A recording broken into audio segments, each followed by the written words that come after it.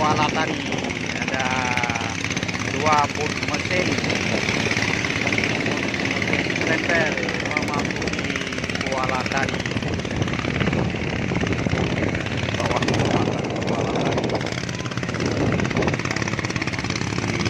kawasan hidup.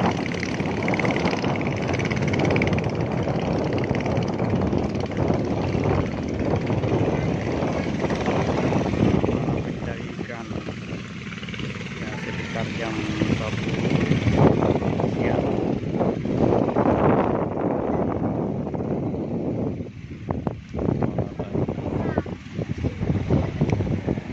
Inilah perbatasan dengan desa Pusuk. Indahnya